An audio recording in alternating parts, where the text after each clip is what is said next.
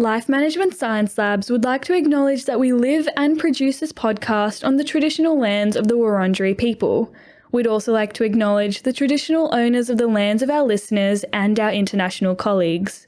We'd like to pay our respects to their elders, past, present, and emerging.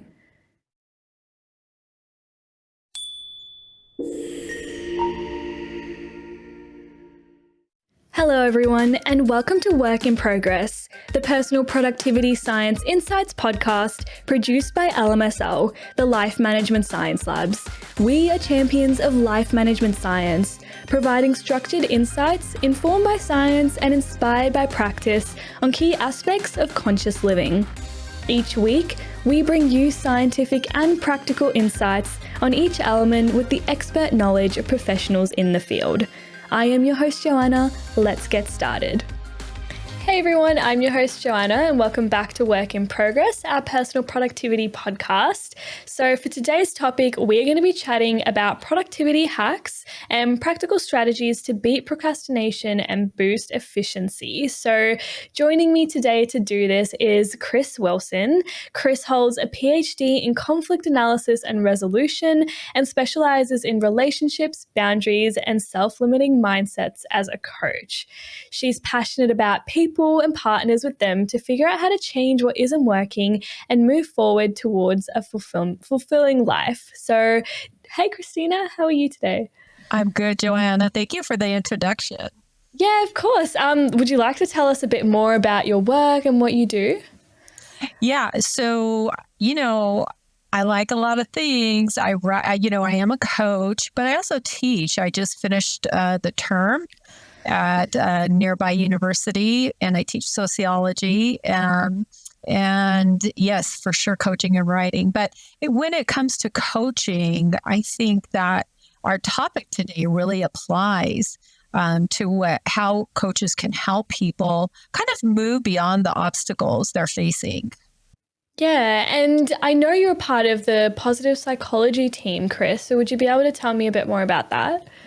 You know what, Joanna? I got to be honest. I stopped writing for them in November, and we'll probably talk about that more today because I felt that it was time to cut back on some things. And as hard as it was, that was one of the things I cut back on.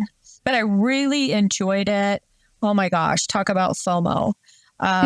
So I really enjoyed it. I love research and I love, the finished product. And the door's open, so you never know, right? But for right now, I am not writing for them right now. Yeah, totally makes sense. But I hope we'll get into that a bit more later. I do too. Yeah. So tell me a bit about how you found interest in this line of work and what brought you towards this type of work. So if you're talking about writing, do you want to talk about writing or coaching? Well, let's talk about coaching. Okay. Oh my gosh. So to be honest, I actually, when I was doing my PhD, I took a conflict coaching class, because I just love the thought of people being able to access help, but not having to go to counseling if they didn't need it, right? Because, where's the middle ground there? It's really difficult. So I took a class and I learned their model, and I really kind of struggled with the model. So I coached a little bit and then I stopped, and I was working, this is while I was getting my PhD. I ended up working for several years teaching inmates, and that was amazing.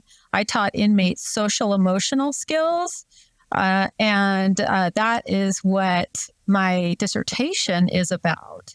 But so then I've been teaching college for several years, and now, I am getting a little older, Joanna, and I don't know if I can keep up with these young folks forever. So I really thought, the one thing I loved was coaching, and I researched it for quite a while until I found a coaching school that fit with me. So I've been doing that for over a year, and I've been coaching, and I'm just going into teaching conflict coaching courses. So, and it's run in a group coaching setting, which is really interesting. It's really amazing. So that is what I'm going to start in the spring. But I love coaching. Joanna, I have a coach. That's how I get past some of my stuff. I mean, we're talking about productivity.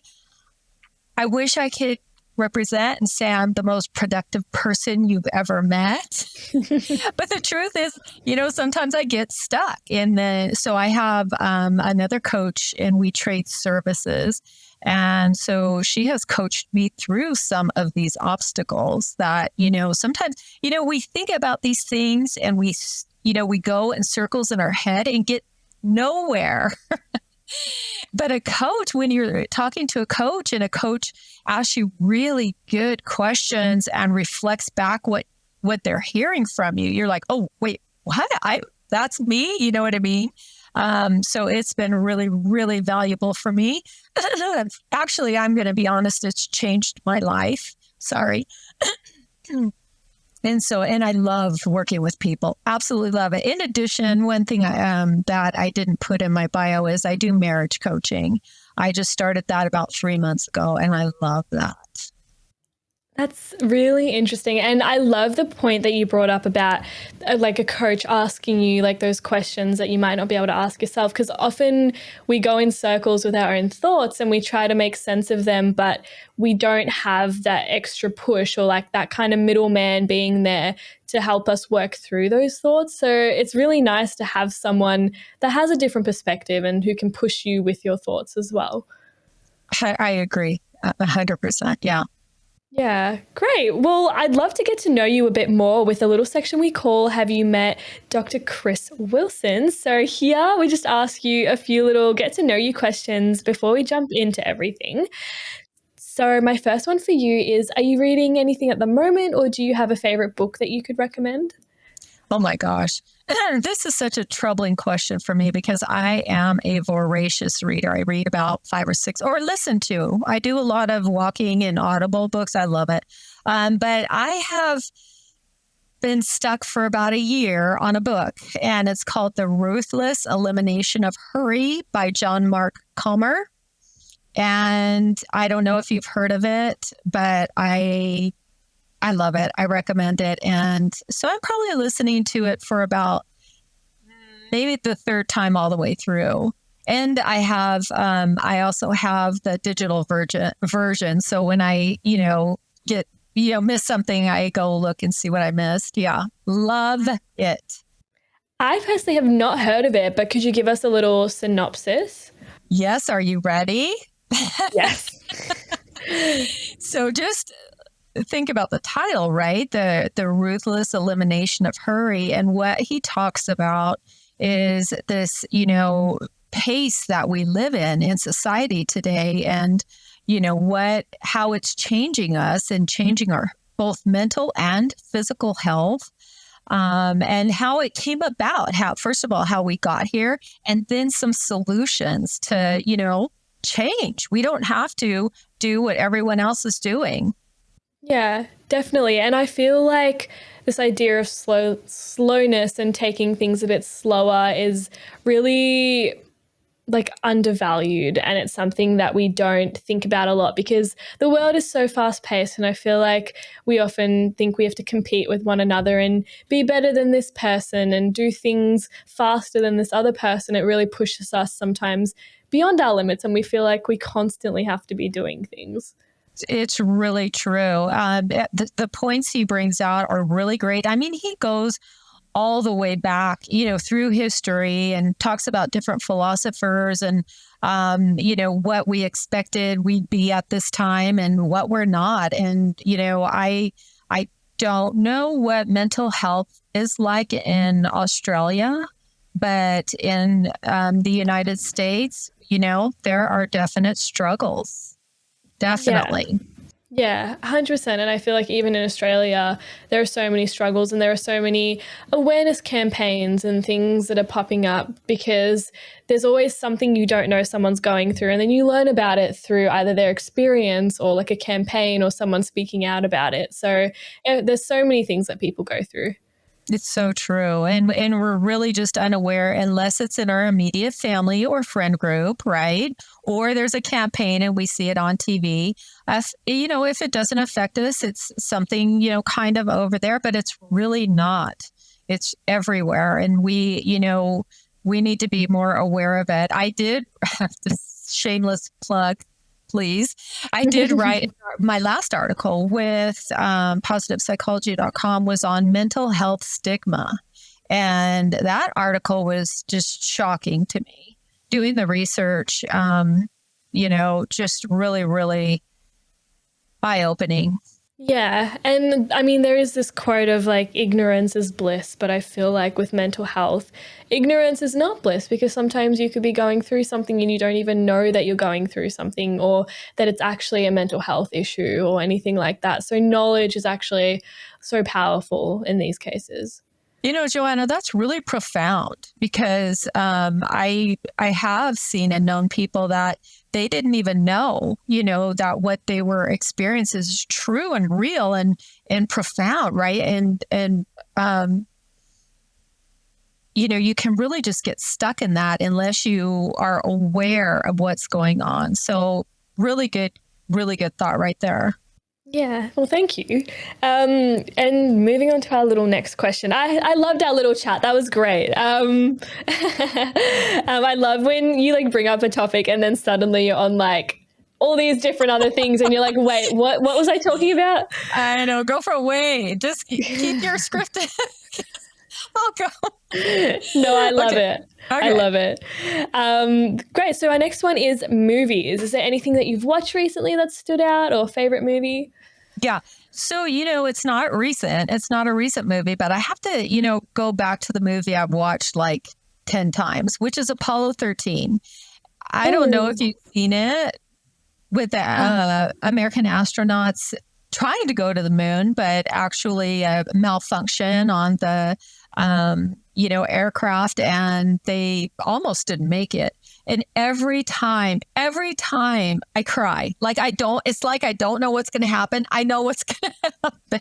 Yeah. And I just love that movie. I watch it over and over.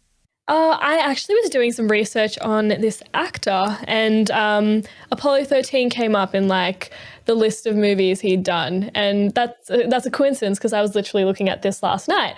But no, I haven't watched it, but that sounds really amazing. Yeah, it's a good one. I recommend it. Great. Well, thank you for that. Next one here is podcasts. Do you listen to podcasts? I know you said you listen to like audiobooks. I do. I'm a listener. I, walk and even when I'm in the car, I prefer podcasts to music most of the time, except at Christmas. I love the Christmas music. But so I have two. Can I talk about two? Yeah, go for it. Okay. First of all, is Criminal with Phoebe Judge. I don't know if you've heard it. No. Have you heard it? Oh no, I haven't. I love her. I just love her. She's great. Anyways, and some of the criminal things that they talk about, at first you're like, wait, where are we going with this? And then you understand as the podcast goes on. It's always, and there is usually a twist and a turn. And she was just really good. So I love that podcast. And Joanna, the other one is my own. I have my own little tiny podcast. And it's called Skilling It. And if I didn't love it, I wouldn't do it. So I do love it. It's very rare. I don't put a lot out. That's great. And what's your podcast about? You know what? It's about skills and, talking about different skills to learn. Like my last podcast, which was last month, was on what is hurry sickness. So can you see a theme I'm on? I'm kind of stuck. But I have gotten really interesting comments about it. Some people, I don't want to say they were angry, but they were like, were you talking about me?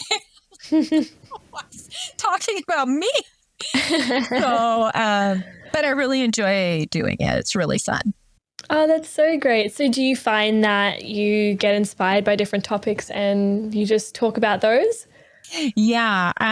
So I've been doing it for 3 years, and I started with stuff like listening skills. I have a whole kind of, I think, 3 different podcasts on boundaries. I'm big on boundaries. And just different stuff like that. People struggle with these things. But then I've kind of switched to just this whole focus on hurry. But that was only one podcast, but there's another one coming out. But I really, I get really fun comments. Some of it, I did relationships for a while. That was kind of tough. I did, conflict. I have a little series on conflict, of course, right? I almost have to. Yeah. But those were fun. I think my most listened to one, I'm pretty sure it's on procrastination, to be honest. Yeah. So people struggle. Oh, yeah, for sure. I mean, I know I struggle with procrastination and it's just so easy to put everything off. But is it though? For me, yes, it's so easy to just put things off. But what's not easy about it is the feeling that you get when you know you're putting things off and you know that you're just making things harder for yourself by delaying everything that you need to do. Right. So true. Yeah. But I love podcasts. I feel like they're such a great free resource. And especially if you're, educating people, like, for example, with skills and stuff, like they don't need to pay a lot of money just to get a great understanding of a skill they might be interested in or didn't even know that they were interested in having. Yeah, I agree. And, because it's friends and family, it's really fun to get the feedback and do that. Hopefully we'll be a little more consistent, in the future. But right now it's like, okay, I'll do one tomorrow or something. Yeah. Yeah, it's fun. I love that. All on your own time, which is great. So I have to tell you, Joanna, I honestly do them for me. Mm-hmm. These podcasts are for me. These are things I need to work on. Great that other people get to listen. They're listened to all over the world, but they really are for me. Oh, yeah, for sure. And I feel like even with the podcasts like I do, a lot of the time I'm not great at the topics that I'm talking about. And I gain a lot from speaking to people about these different topics and learning how like I could be better as long as like and while I'm giving other people advice too. But yeah, it's really nice. You can always learn something. Absolutely. Absolutely. Yeah, great. Well, I've got one last question here for you. So, famous role model, do you have one or do you have anyone in your life that you find inspirational maybe? You know what? That's such a great question. I find a lot of people inspirational, actually. But I think if you're going to talk about a famous one, I don't know how famous she is, but her name is Doris Kearns Goodwin. And she writes in America on politicians like, Abraham. She's got Team of Rivals. Team of Rivals is a great book that she wrote talking about Abraham Lincoln and his kind of journey in the political, realm. But she's written on a lot of other politicians, and she's just so, down to earth. And I've gone and seen her in person, and I love her voice and I love the way she writes. So I just think she's amazing. Yeah, I've never heard of her, but she sounds really inspirational. Yeah, she's, been around for a long time. So I really appreciate that too, right? Longevity is a thing. Yeah, definitely. And the longer you've been alive, the more experiences you have and the wiser you are, I feel. Yep. Yeah. Great. Well, thank you so much for sharing those with us. You're welcome. Thank you.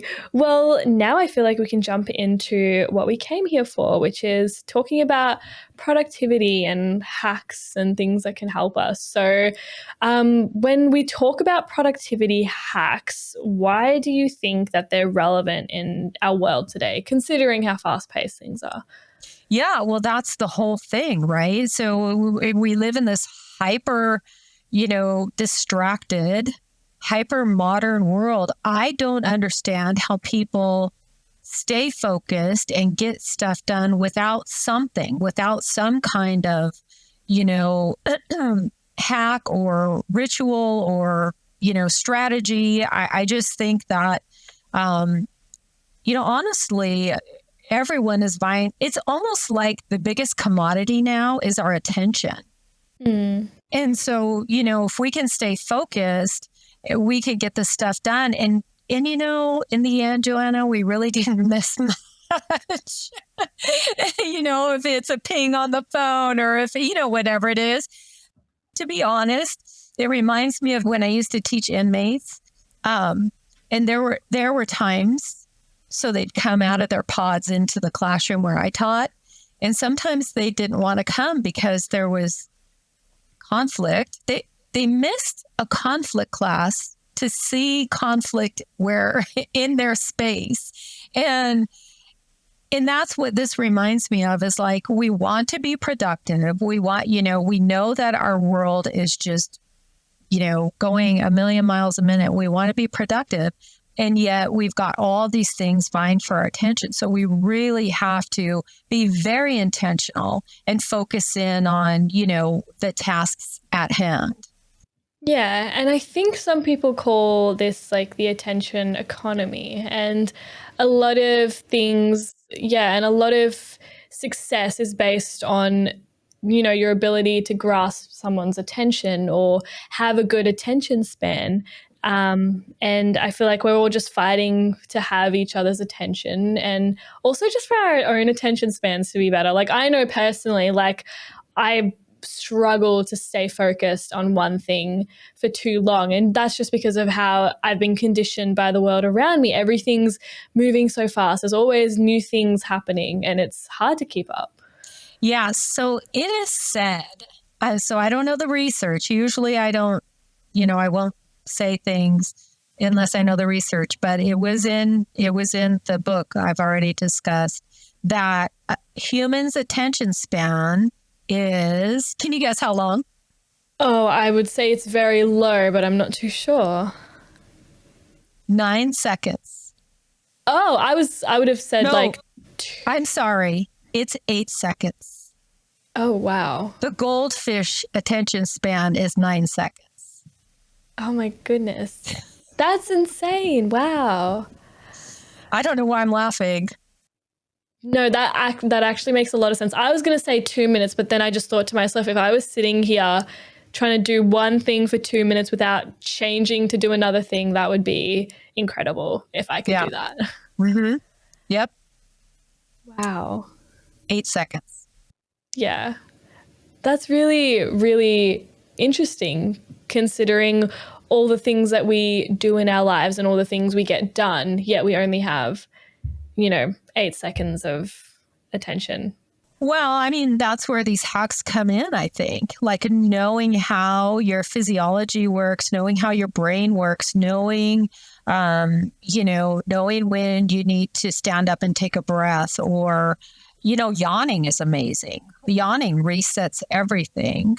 There's a lot of really amazing benefits to yawning. To learn those different things that can keep us on track, which we'll talk about today. So I'm excited about that. Yeah, me too. And, speaking of like productivity hacks, why do you think it's essential for our personal and professional success, having these hacks? Well, unless you have like some super attention, how do people stay, how do they stay focused? I don't get it. And, work has changed. We've changed. Our society's changed. We're working at our desk. We're sitting at a computer. And let's be honest, it can get boring. Your body starts to hurt. You've got these deadlines and stuff. What are you going to do? So I think that if you want, personally and professionally, you have got to have some kind of my whole gig up until, even now is get a plan. We have not just with this, but almost with everything. You have to go in with a plan, or, you could be very lost. So I call it the gap. And it's the thing that get a plan, right? I have all my acronyms. You're going to get really sick of them. But it could be literally, it could be as simple as silencing your phone or putting your phone over into a different room so that you're not, I mean, have you ever heard of phantom rings? Wings? No, I haven't. So, I might not say it the way it's been said, but you get the idea. It's when your phone is right there and you're sure it just rang, and you look at it, nothing there. It's like your brain is just ready for that, right? And so turn it off, put it away, do something. This is a very simplistic thing I'm talking about here, but it can make a big difference, right? And personally, I mean, so if we're going to stay on the phone or any kind of electronic and talk personally, how does it feel, please, everyone, when you're talking to somebody and they just pull out a phone and they're like, doing this? I mean, how does that make you feel? Yeah, exactly. Yeah. So personally, unless, we kind of get a handle on this, on our 8-second attention span, we're going to be on an island is what I think. Yeah. And it's such a good point that you bring up technology, because I feel like sometimes I'll just have my phone, I'll just be holding it, and I just automatically start to go into like my social media and like check for notifications, even though I haven't gotten a notification. Like my brain's just on autopilot and I'm just like going through the motions on my phone and I'm like, what am I doing? I actually have no reason to be on it. And like my point is, I feel like technology is a big reason why we aren't as productive as we could be. I mean, of course, technology has been so beneficial and like we wouldn't be able to do this without technology. We're being productive, but in a lot of other ways, it also hinders our productivity. I think so too. I agree with you. And I think, let me ask you, what does the phone represent to you? Is that a safety? Is that right? I mean, so when we get into stress situations, we might pick up our phone because now that makes us feel safe, right? Which that's not a bad thing. I think it's really good to, have different ways to deal with stress. But if you're trying to, be social and have a social life, just know that that's, can be quite a barrier. Yeah. Like, for example, when I was in high school, I was very shy. And every time I would walk into school, I would be on my phone and have my head down in my phone to avoid having to make eye contact with everyone I walk past as I get to, my class or something. And it was a sort of strategy I used to avoid what was going on around me. And I found a lot of safety and comfort knowing that if I'm on my phone, no one's going to bother me because they know I'm doing something. Right. Absolutely. Yeah. In the old days, Joanna, that was a book. I mean, people are like, I remember a girl in my high school and everywhere she walked, she had a book like this. I mean, it was just precursor to the phone, right? But the phone can be entertaining and it can kind of, make us feel safe in unsafe environments. And that's okay, I think, for a very short period of time. But there's so many other ways to get past that. Those feelings of, discomfort or whatever. Yeah, exactly. And what would you say some of those could be? Oh, I mean, first of all, I have so many. So if, I would say to start with is just really breathing. I have these pat things that I've done forever, and maybe I'll just talk about them now. And then if we talk about it, we get to the point later, I'll say, well, I've already talked about these, but here they are. Right. But breathing is so good for you. That diaphragmatic breathing. I have to be honest, I'm not great at it. But I do breathing exercises. I really need to. Now, here's a place where I need to focus. It's like, okay, which kind of breathing is this? How can I use, that kind of thing. But breathing is amazing. If you take a really deep, if you're stressed and so your amygdala is, freaking out, you breathe or, do something like that, it takes it out of the emotional place into the thought place. Oh, I have to breathe now. So it kind of shifts a little bit there. So breathing's a really good one. One of my favorites, to be honest, is your self-talk. Positive. Let's say positive, because self-talk generally, no. Positive self-talk is a big deal. And I've been teaching that for years for sure. Yeah. And I feel like breathing exercises are so useful, and positive self-talk and really trying to get your own self out of the situation you're in is important. I also feel like it's so difficult to do sometimes. Like going back to when we said like that's why coaches are great, because they get you out of some thought patterns and they get you to think about things differently. Like when we're in those moments, it's hard to just be like, okay, I'm going to breathe now, or, you know, I'm going to do this to try and help myself. Yeah. So, I mean, that's a great point. That is a great point. But that's why I go back to get a plan. Like if I'm going, so, you know, I go to social stuff, but there have been times where I'm like, I don't want to go. I'm not going to know anyone and all of the things. And now I've learned, get a plan, like, you know, be ready to breathe, be ready to say, you know what, it's okay if you feel, you know, a little bit outcast here. You're only going to be here another 30 minutes and look at what you're accomplishing, right? You're pushing yourself a little bit there. So get that plan for when you know. Now, you know, there are times we don't know. We just get stuck in a situation. We're like, oh no, you know, but as you start to do it, it will become more natural, and it'll be one of the first things on your mind. Humming is amazing. Humming is amazing. Ooh. Yeah, absolutely. Okay. That will calm you. That's all has to do with your vagus nerve, and it calms you. There was only one time, actually, I think it was with students and not inmates, when I said, okay, we're all going to hum together, because it just kind of brings everyone together. It feels so good in your throat. It's absolutely calming. Yes. Yeah, well, that's really interesting. I've actually never thought of that as a strategy. Well, have you ever noticed someone kind of walking around humming? Sometimes I do, and I'm like, oh, that's a bit strange, but okay. Well, they're calming themselves. Yeah.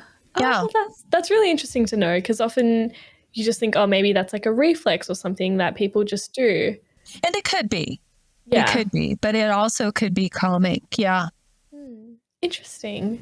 And you mentioned before this idea of like planning. For example, you're going to a social event and you don't really want to be there, but I feel like planning is a great productivity hack, because sometimes just knowing you're going there with an intention, and you know you can just go there, be there for an hour, know that you've done that at least, and then you can leave if you want to, you know, just finding ways to make things easier for yourself, but also still putting yourself out there.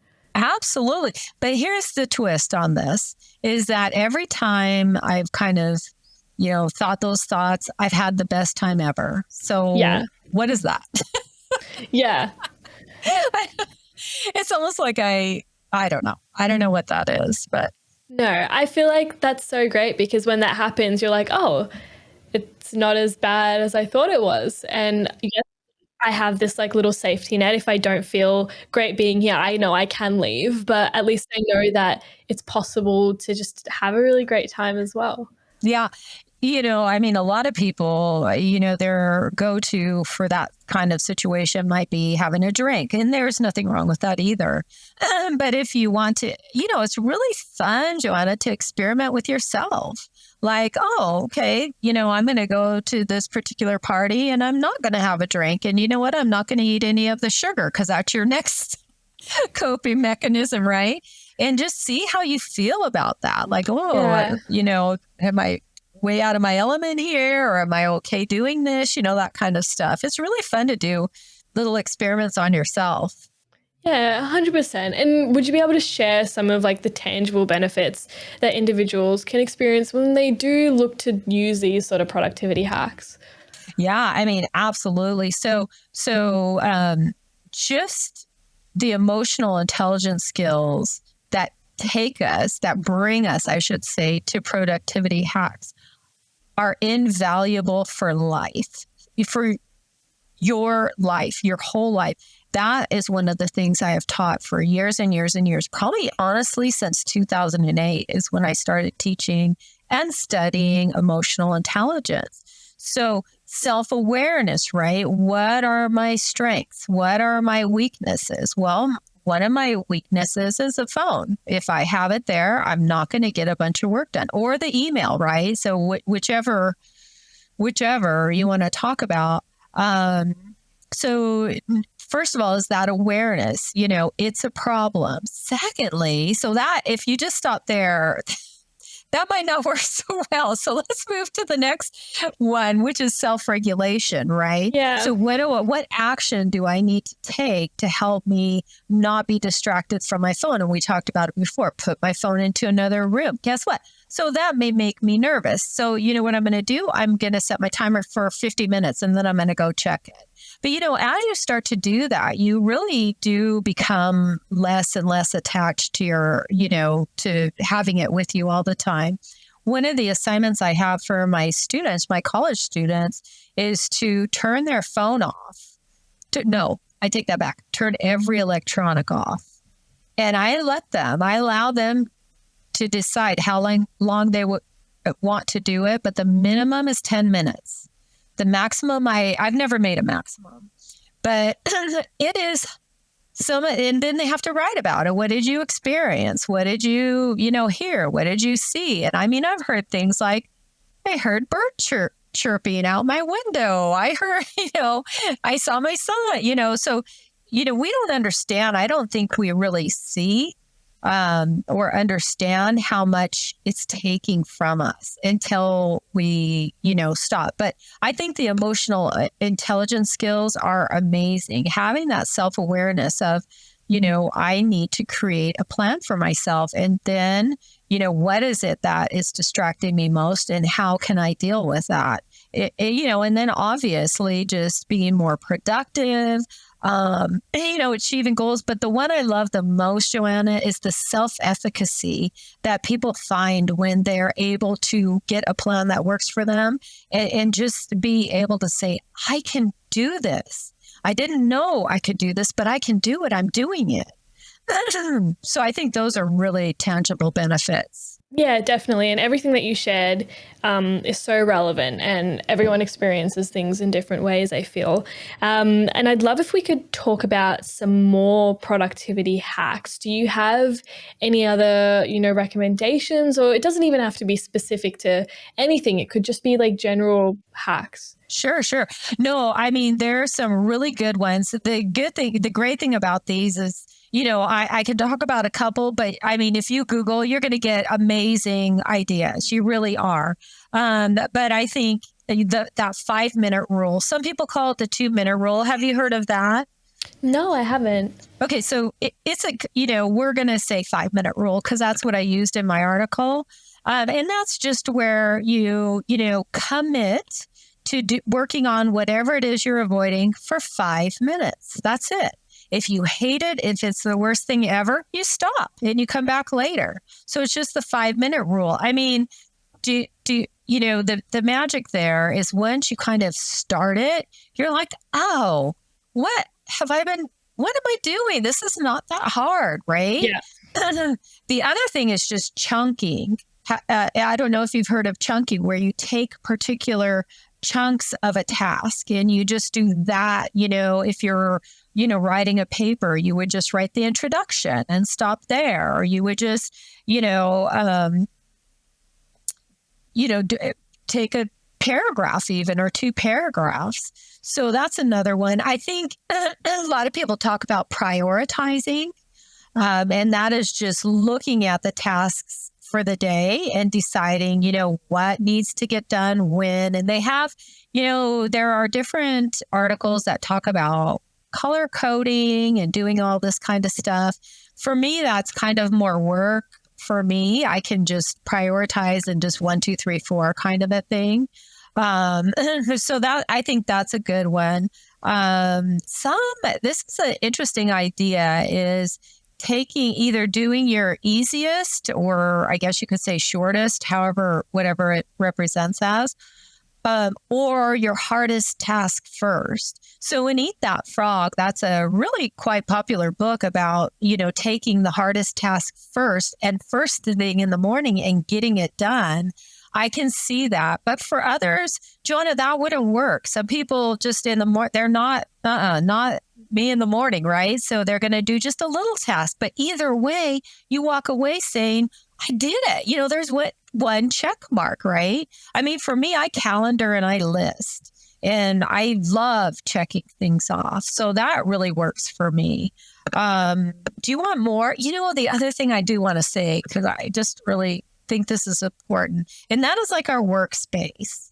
So a little feng shui, like, is it, cluttered? Is it, dingy? Is it, get some natural light in your room, get a space that you enjoy coming to, having pictures, colors, certificates, whatever it is that kind of, inspires you. Have those things around you and live in that inspiration.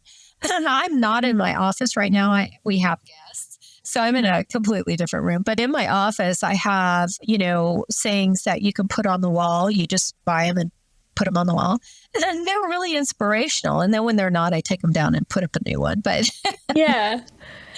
But those are some. No, those are all really great hacks. And I especially love that 5-minute timer. Like, I feel like it's also a part of procrastination, because a big reason why I don't do things sometimes is because I'm like, ugh, so difficult. But then when you actually do start it, you're like, oh, the only hard thing was just starting it, just taking that second to start it.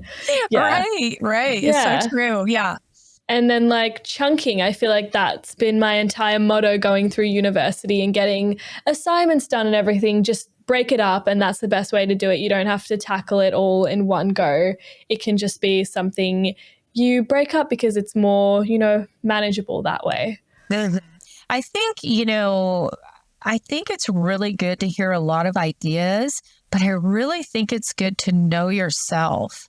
And, I love to hear other people's ideas, but I know me, and I know that, I am going to do things a specific way. And if I had to change it drastically, it just wouldn't work for me. So do what works for you is what I would say. Yeah, 100%. And a lot of people are like, oh, this person suggested this. I have to do this now because they said it was really good. And a lot of the time, if I get that inkling that, oh, maybe that might not work for me, sometimes I might still give it a go. But I do know, like, within myself if that's going to be right for me or not. And it's very important to go off those feelings, because no one knows you better than yourself. It's true. And I love that curiosity that you use there. Like, oh, they said this, I'm going to give it a try. Rather, some people won't entertain different, ideas. But I think it's really good to know yourself and just go with what you will do. Yeah. And there's like a fine line to walk between like having an open and closed mind. You don't want to just be susceptible to doing everything everyone tells you to do, but you also don't want to be so closed off that you think you know everything and you're not actually opening yourself to learning. So true. So true. Yeah, great. Well, I've got a couple little questions here before we jump into our next section. And I just wanted to ask you how people can strike a balance between their productivity and maintaining their mental and physical health. Oh, that is the question of the day. So, in my focus, and I never thought this would be my focus, but mental health is huge. That's such a great question. I'm going to give you kind of my thing. And, people can take it or leave it, but I think about things I've, done a lot, right? I've done a lot, and I think about things. So I've, that kind of is something I can look back on and use it as either, either way, it's data, whether it was a good situation or a bad situation. But one of the things, and I've already talked a little bit about this, but an easy way to remember my standard is using the MPGs. And so there's a little small s at the end. I'll get to that at the end. But the first one, M, is metacognition. So that is thinking about what you're thinking about, right? So when we're going into a task, Joanna, am I, have I been, let's just say it's a school task. And did that professor give me a bad grade before? So now I'm thinking, oh my gosh, it doesn't matter what I'm going to do, I'm going to fail. That you have to really kind of zone in to what you're thinking about. If you don't think you're going to do well, it's going to be a lot harder. So looking at those mindsets and eventually changing them. But the first step, I think, is really having that metacognition. The second one we've already talked about, but is so important, and that's your positive self-talk. Because, we use that for motivation. And when we're going into assignment, there's nothing we need more than motivation, right? And especially when we're dreading. And not only that, but self-talk is amazing. It creates the narrative of our life, right? Oh, I can do this. I've done this before. Oh, I haven't done this before. I'm really, really afraid. So what can we do? So there's 4 real components I recommend with self-talk, and that's that it's positive, obviously, personal, present. Oh, what's the last one? Oh, yes. And powerful. We've got to have powerful. I'm glad I wrote that down. But those 4 are really important, right? And so if you think about that, that's not for anybody else. That's for me. Positive, personal, powerful, present. And I love that too, because it takes us right into the moment. So if I'm going into assignment, yep, I'm nervous about this, but I can do this. I'll take my time. I'll chunk. I'll get a strategy. I'll do whatever. And I will get it done. I can't think of a time or anyone who's tried to do that and they have not succeeded. Yeah. I don't know. So then the last one is G, and this is a little different when we're talking in this subject, but it's gratitude, right? So I'm so thankful that I have the ability, the skills, the job, this opportunity, right? So the opposite of that is this entitlement that, you sometimes see. Well, that professor doesn't know, and he's, whatever it is, or on the job, they owe me. That's not true. I mean, gratitude is magical and has been magical in my life. Yeah. I know you want me to be done, but that small s is just slowing down, right? So we just go at the speed of light. If I take 6 classes, I'll be done quicker. If you survive, you will. Right? I mean, everything is just really hurry. It's just can be a form of violence to our souls. So just really slowing down is the last S. So that's my first one. Can you see I'm passionate about this part? Oh, yeah. Mental health definitely. is so important. Yeah. I mean, it's just so important. I did, because I just did the podcast on hurry sickness. I wrote down some symptoms. Should I share them? Go for it. Yeah. I wrote them down, so I have to kind of read them. But these appeared to resonate with people. So let's go. Irritability, hypersensitivity, restlessness, workaholism. This one is really difficult for me. Numbed emotions.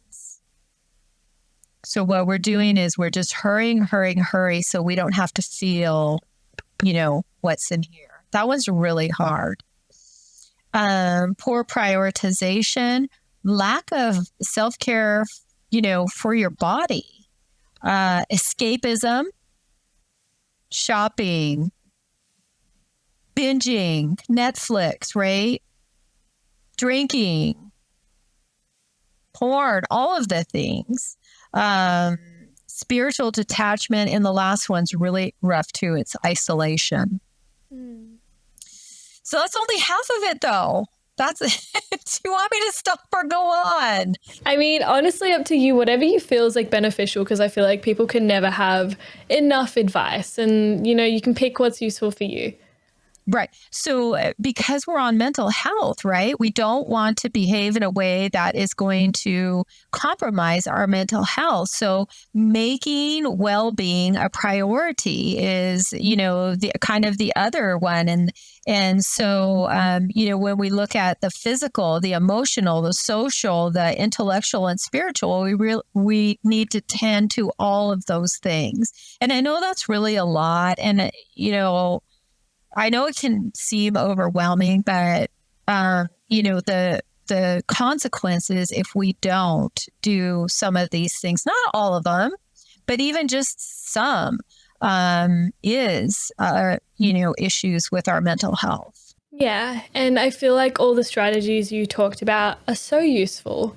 And it just shows that there are so many different things you can do for yourself to help. And I love positive self-talk because I feel like sometimes you can't always reach out to someone. Sometimes it's an inconvenient time or you just need something really urgently and you can't wait for that response from someone.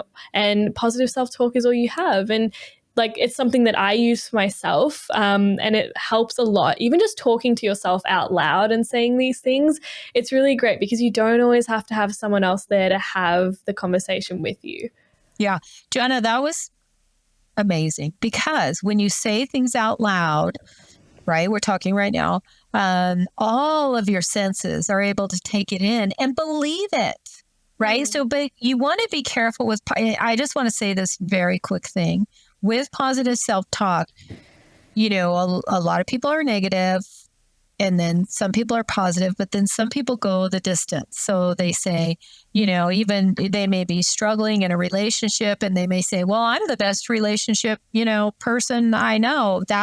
So that is worse for your mental health than just staying in the middle, kind of saying, I'm working on relationships.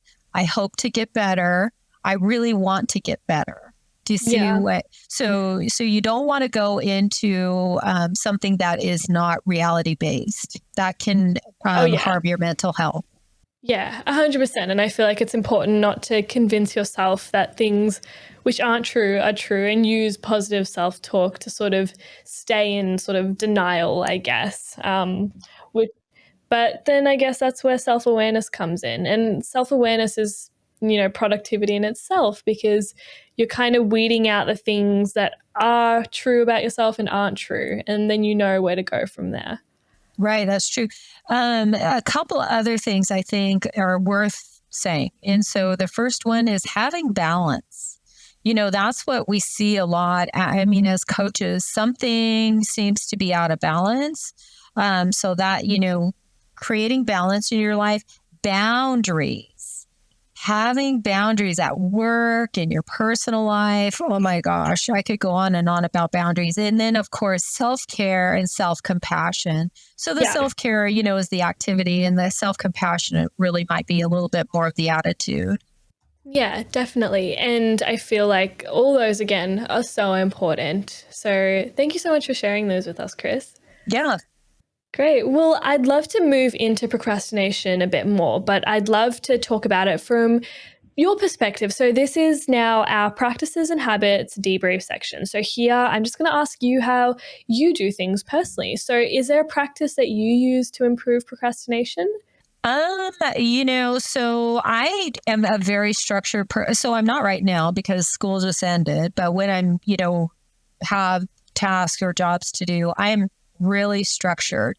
Again, I hate to be so repetitive, but know yourself. So for me, I work better in the morning. And so if I have some heavy tasks I need to get done, I need to get those done by noon, right? In the afternoon, it's a little hard. But in fact, I would go so far as to say that in my morning, I have a ritual. And it includes, just some quiet time, some magical coffee. I have the best coffee ever. And, devotions and stuff. I look forward, like right now, it's 5:00 p.m. here, and I'm already looking forward to my coffee because it's delicious. So there's that. But monotasking. Can we talk about monotasking? Yeah. So the opposite would be multitasking, which really is a myth. And some research, it depends on who you're reading, but they say if you go from one task and, kind of hop to another, there's about a 7-second lag. So you're not gaining anything. Some people say they work better that way, but monotasking is coming back.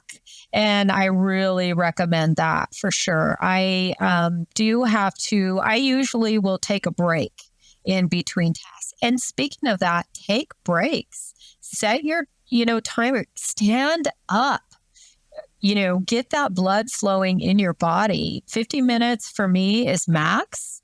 And then I'm ready, and I just will get up and maybe put the dishes away or maybe, whatever. You don't have to do anything monumental. It's just that mental break, right? I'm going to say distractions, right? Get rid of those distractions.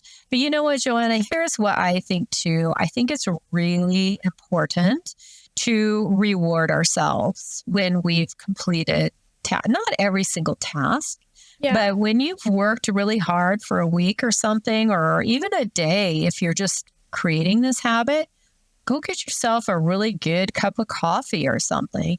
We don't reward ourselves enough, I think. We're so hard on ourselves. That's my opinion. Yeah. The other thing I would just throw in real quick is if you, think back on a time where you were productive, what did you do? How did how did that work? So don't reinvent the wheel. Use what you've done before and, as motivation or as a structure. Yeah, definitely. And all again, such good tips. And it's really good because like we talked about before, you have to find what works for you. And sure, you've got all these different things that you can do, but it's really about knowing yourself, like we talked about, and, just seeing what works for you. Right. Yeah. And when doing some of these different practices, do you ever find any challenges that arise? You're kidding, right? I mean, there are tons and tons of challenges. I do want to go back though. Yeah. Because I think it's really important to say this when we're, looking at ways to reduce procrastination. You know what? Believe in yourself. Believe in yourself. You can do this. And, there's a lot of times we just don't carry that belief within ourselves for so many reasons, Joanna. I mean, so we're always torn. We're always torn. If, one of the kids calls and needs help, you want to, jump in there. For slowing down, as I'm starting to do that so that I can really be intentional and focus on tasks. Definitely one of the biggest challenges is fear of missing out, FOMO. Right. When I was writing for positivepsychology.com, there was an amazing outline for an article on mirror neurons. And I just love mirror neurons. I wanted to write that article, but you know what? It wasn't right for me right then. So that fear of missing out, right? Reduced income, it could be for me. And when we're, moving slower, your boss or, your instructor may say, what are you doing? It seems like, something has changed. All of those things, I think, could hamper success. Yeah, definitely. And it might seem like a very obvious question, but how do you feel like using these strategies to curb procrastination has helped with your overall productivity and perspective in life? I think, first of all, you know what? People with a plan are confident, don't you think? Yeah. So I think getting a plan, so let me just say this. When you first start this, if you're starting something new, you're trying something new, let's say you're going to, you have decided that you are going to chunk or whatever you're now going to, or you're going to prioritize. At first, let's be honest, your brain is going to say, no.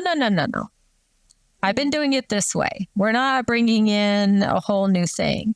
So, you're going to have problems training your brain. This is a new way we're going to do it. We're really going to get some stuff done. So getting that new neural pathway working to get stuff done. I think, I just think that sometimes for me, because what I'm doing right now that's working the best for me is really being intentional with my yeses and my nos. And there's a lot of kind of repercussions to that, such as, what am I disappointing people? I already said FOMO, and it takes discipline and sacrifice. It is really a sacrifice.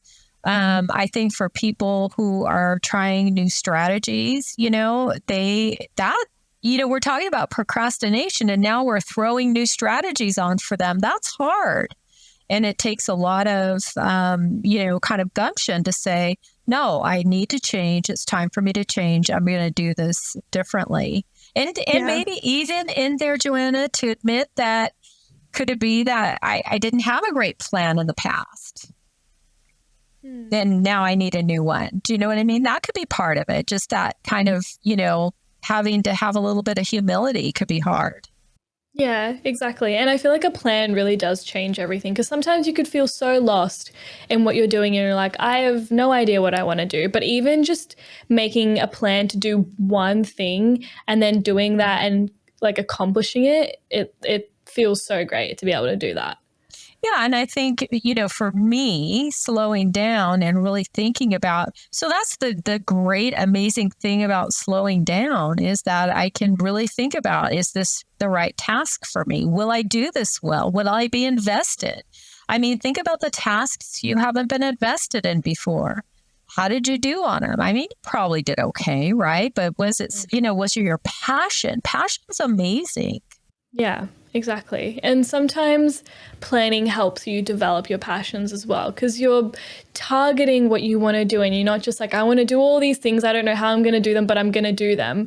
But like, I feel like when you plan things, sometimes it helps you realize that you can spend this amount of time on something and actually feel good about what you're doing. Absolutely. Absolutely. And, it's really a kind of a way of aligning what you're working on with your values. Does this fit with my values? And those things that don't, could be the ones we struggle with. Yeah, 100% for sure. Yeah. Well, thank you so much, Chris, for chatting about some strategies that work for you as well. I love getting personal perspective on what people do too. So this has been really helpful. I don't know if this was what you were looking for, Joanna. I just kind of, this is my, how I do stuff. Yeah, exactly. And I feel like that's what's really great about this section, because like we said, sometimes what other people do doesn't work for us, but seeing how it works for them and sort of seeing their thought process with things, even if it's not something we're going to use, it can be really inspirational to help sort of plan for what we want to do and sort of see out this whole sort of process and what it can look like. Yeah, for sure. Yeah. Well, thank you so much for that. And I'd love to, get into our last section for today, which is our open mic. So here... Yeah, so I mean, that's almost the end of everything. But before we go, I'd love for you to have a chance to talk about anything that you would like to. So I'll hand it over to you now. Yeah. Well, how much time do I have, Joanna? Well, it's all up to you. Okay. Well, I don't think it'll be too long. So I did, I am kind of a new coach. I'm about a year in for my second round. And to be honest, Joanna, that's not uncommon. I've talked to other people who started at one school and it didn't work for them and have gone to another. But I don't know, I don't know if coaching is what people expect. I mean, so the bottom line, what we're doing as coaching is people come into it for growth and change. So whereas counseling is really more about healing, right? So we don't focus healing, but sometimes it can be healing. So I think that's a good thing. But, really, mining the obstacles that someone is dealing with and helping them think about them in a different way, and even introducing maybe some missed opportunities that they didn't see, I think is really important to coaching. Here's the thing. So I told you that here in Utah, they're looking at legislation because some life coaches gave bad advice. But Joanna, honestly, life coaches generally don't give advice. That's not what we do. have a lot of other skills, and we may, if we're going to give advice to a client, we're going to ask permission first, because the client sets the agenda. The first question I ask in every session is, what's on your mind today? It could be anything, right? And so it's really kind of sad for me to see that some people have misrepresented it, because it's just not about that. It's been magical for me. I'm telling you, it's changed my life. But, we believe, one of our beliefs is that the client has everything within themselves to make the changes they need to move forward and be really successful.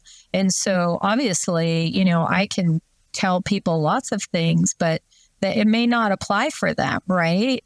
And people don't always want advice. They have some really good experiences within themselves. So really, that's kind of summarized. I did want to have an opportunity to talk about what coaching is about. And, there are coaches that specialize in everything. I mean, I've seen really interesting, niche areas in coaching. So, I would encourage, if someone is feeling stuck, or they're seeing an obstacle, to, reach out and find one. Some, I've seen some that charge a lot of money, and I can see that would be a barrier, but I think that people could find someone that would fit with them. And if they don't, move on. That 100%, that's the number one, if you're not clicking with your coach, if they're in any way putting you off or something, I would definitely look for a different coach. But it's very helpful to help people move forward, maybe move past an obstacle. And really, it is about change and growth. So, maybe some people would say, well, I don't need that, but I don't know. I guess I did, right? I've learned so much as a coach. And, before that, I got my Ph.D. and I learned a lot there too. And I love that I can marry coaching and conflict, right? Conflict resolution. That's such a great, combination. But that's really all I have to do. Do you have any questions about coaching?